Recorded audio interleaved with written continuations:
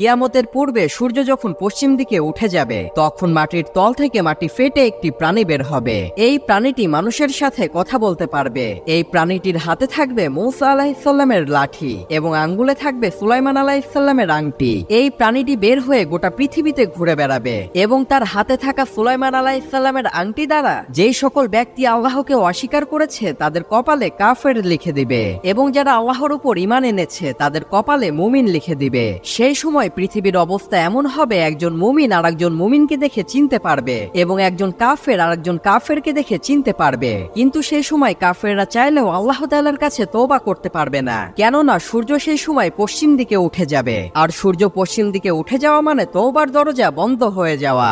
এই প্রাণীটি এসে সবাইকে উদ্দেশ্য করে বলবে, মানুষ কোরআনের আয়াত অস্বীকার করত আর আমিও ছিলাম কোরআনের আয়াতের অংশ।